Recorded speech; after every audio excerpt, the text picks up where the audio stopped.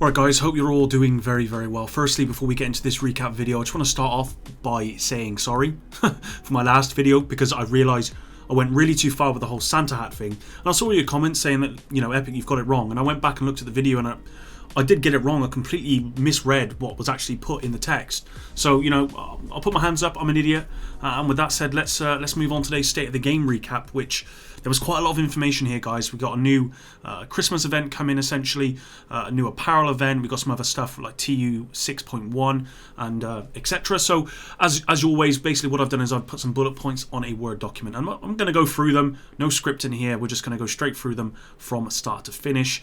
So, yeah, let's begin. So today we had Hamish with Yannick and Drew. The first one they talked about were the priority alerts. Now, we do have a maintenance tomorrow. There was an issue with the Kenley College not reopening, and I think that was maybe last week that was meant to reopen, or it may have been yesterday. And tomorrow that'll be fixed, so that should be open. Apparently there was a scheduling issue with that, and there are some other little bits and bobs coming with maintenance tomorrow, but I didn't manage to grab those. It's nothing really important. And then they went on to talk about TU 6.1, Title Update 6.1, which is coming next week, December the 10th. So this will be part of the normal maintenance window, which is normally 9:30 to 12:30, a 3-hour window.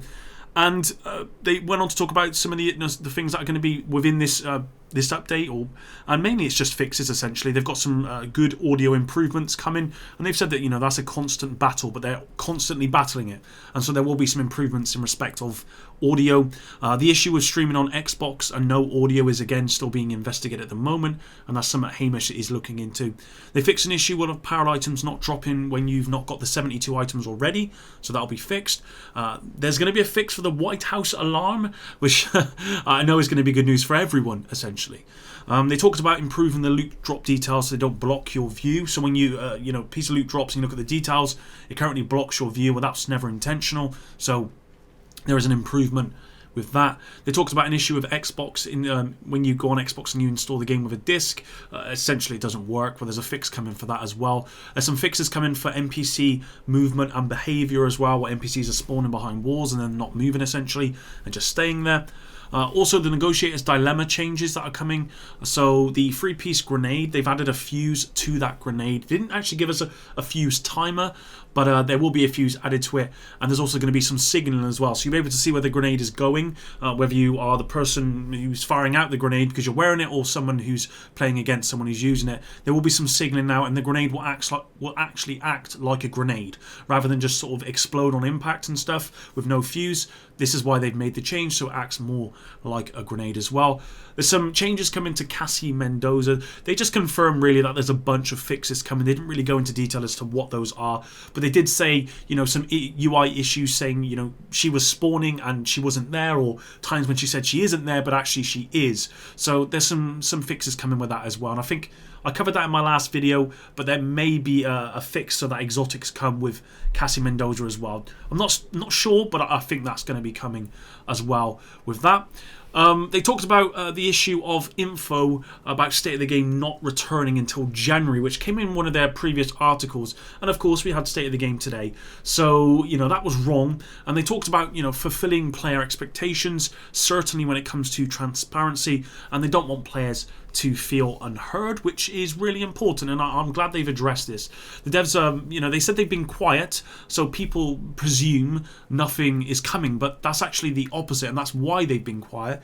It's because they've been working on the game, and the problem is it created this situation that people think the devs have just kind of given up on the game, but they said that's not the case. They've got a lot of people working on it, and they've got a big office or a lot of people there. They are going to be more transparent in the future.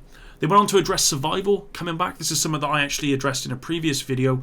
They said there's no plans for underground or survival to be coming back with the game, but a lot of the elements within those modes they really like, which has actually inspired future content which will be coming in the near future. So I think that's very good news. And they did go on to reiterate that just because they've got no plans for those modes to come back now, it doesn't mean that it's not going to come out in future content, maybe in a kind of a new and a better way. essentially.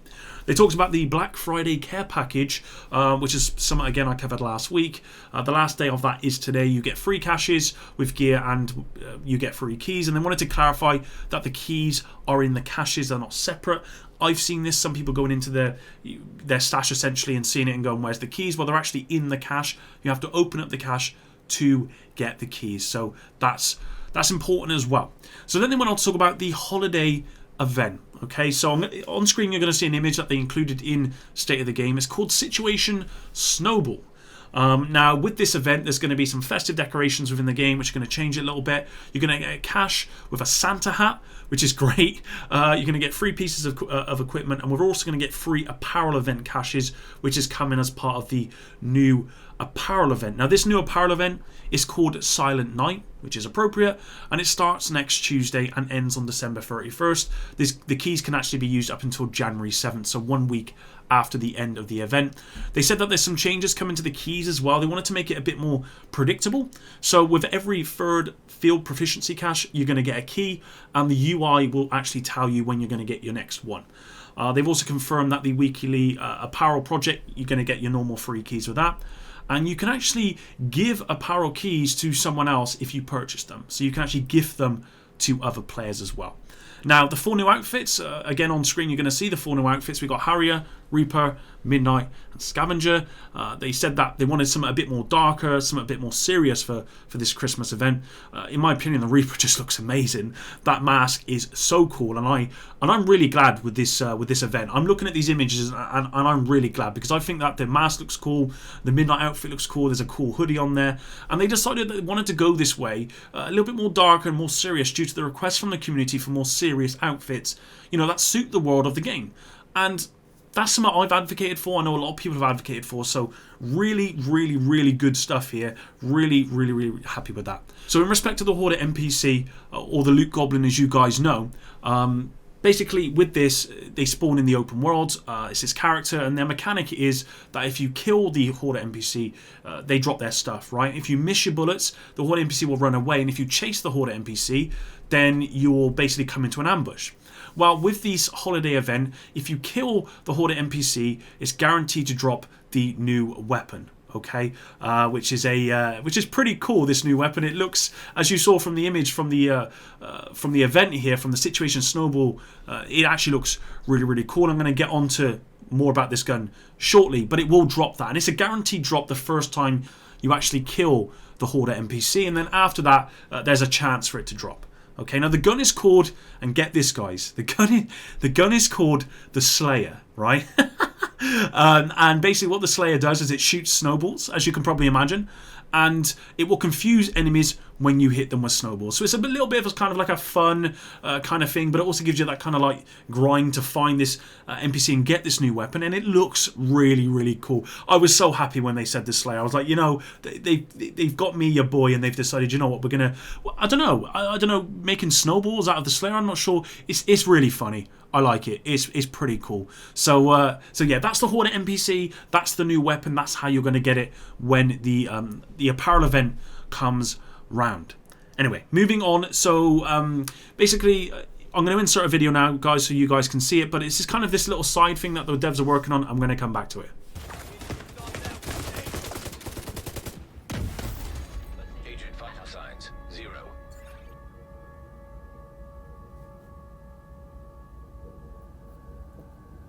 So when I watched that, I didn't actually know what it was at first until I watched it a second time. And what they've confirmed is this kind of like a little side project. This is something that Hamish talked about in the Division 1. And this is a hardcore mode. Okay, so this is permanent death. So what happens is you create a character, you have no access to your stash, so you have no access to stuff so that you can kind of level up or power up, and you play through the game as normal. But if you die, your character is dead, and you essentially have to start again. It's just a hardcore mode. I think I'm actually going to give this a go. I think this is actually pretty cool. I know how frustrating it will be if you get towards near the end and you die, but I guess that's the whole point of it. They've confirmed this is the first iteration. The only thing that's actually going to carry over into this mode is the vanity stuff. okay? And on screen you're going to see the character creation image when you come into the game. There's actually a beta, okay? And this hardcore mode, it's its own thing, okay? So you can only play with other hardcore players. So if you go into the Dark Zone with a hardcore character, you're going to come up against players who are also hardcore characters. And yeah, if you die, that's GG. So yeah, I'd love to see what you guys think of that when it actually comes out. I think I'm going to give it a go, see what happens. I know I'm going to get frustrated if I do well in it and then I die. And also, you know, you can do everything. You can go into the raid. I'm actually looking forward to the first video where you get the first hardcore only Eagle Bearer, because that will be some serious stuff. Now, there are some vanity rewards that are tied to this hardcore mode. You get this YOLO hat at level 2. And there are more vanity stuff at different levels in it. Never just included that in the state of the game. They didn't say what they were going to be, but there is going to be more of that sort of stuff as you progress through that. So let me know what you think about this hardcore mode in the comments down below. I just want to make it clear that this hardcore mode, it's a side project. It's not impacted the developers from what they've said on what they're actually building at the moment. All right, so just to make that very clear. And now I'm going to include the developer Q&A that they included in the State of the Game in case any of these questions that you guys had have been answered in this Q&A. So enjoy. I'm Braden League, and I'm a UI technical artist on the Division 2. The reason we're speaking to you today is because we came across this picture on a forum post, and we're not really sure what it's trying to tell us. So that's the reason I've spoken to you, because hopefully you can enlighten us on it. Let's take a look. So I think that this is part of the living world systems. Specifically, I think this is the piece of UI that tells you which round you're in when you're doing the faction training, which is, you know, when you go talk to a civilian and you have to shoot a certain amount of targets in a timed allotment. But what's weird about this is that it says, you know, 0 out of -1. It should never say -1. So something is definitely wrong here. I don't really know what, because we haven't made any changes to this system since last December. I looked at the change logs and nothing's really happened. But we can investigate it and try to find out. Yeah, no, that's what we need then. My name is Noel Walling, and I'm a senior narrative designer here at Massive. I've been on the division for a little over 5 years. Okay, and the reason I've caught up with you today is to try and answer a question that's been on a lot of people's minds online, and that is, who's running the electricity grid within DC? So only very specific parts of the electricity grid are actually functioning and staffed by sort of professionals. Places like the White House are run by the electricity grid, but those are mostly like sort of being generated by minimally run, minimally staffed places that are controlled by the JTF, which is the Joint Task Force. It's just the sort of like group of loose law enforcement that are still sort of working. Any other buildings are mostly off the grid, or they've had power cut to them to prevent things like fires or, you know, electricity causing those fires, that kind of stuff. There are also buildings that are being run off of backup generation. So things like in the theater settlement where they've hooked up their own stuff. But yeah, that's pretty much it. Okay, so coming towards the end of the stream, they kind of talked about PvP, DZ, loot, and they talked about how with like TU6 they put some band-aids on the loot, but their intent is always going to be to fix all of this stuff. You know, it takes a lot of time, they're working on it, they have much bigger plans than just these band-aids, and TU6 was just to try and fix what they could, but it goes much deeper than that, and they're still working on everything in the game essentially, and they're working on new motivators for the pursuit of gear. And this is something that's pretty common within the community right now, where yes, we've got this new gear, but what can I use it on when there's no motivators there's no new content, all that sort of stuff. So they talked about all of that sort of stuff. They talked about the raid, the new raid, and at the moment there's no news on that, but again, that's something they're working on. The PvP came up as well, and again, they're looking at that, especially the Dark Zone and how they can make it more engaging as well. And you know, they generally just talked about all of the community issues, PvP, recal, gear, and so on and so forth, and how everything is interconnected, and they are always reevaluating everything and working on on everything to improve the game experience. And basically what they don't want to do is trickle changes out and force players to change gear or change stuff all of the time. What they'd rather do is just bring out these big packages, and that way there's kind of less disruption.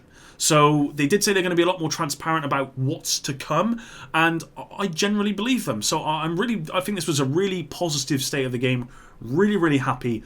And I'm really looking forward to this apparel event. I think these 4 new outfits, they look amazing, especially the Reaper. I cannot wait to grind for this stuff. We've got the Santa hats coming. That reminds me of the Division 1. And we got this new weapon, and it's going to be fun. So, yeah, really looking forward to it, guys. Hopefully you did enjoy today's recap video. If you did, drop a like on the video. It really does help me out. Subscribe if you're new. And until the next one, Epic out.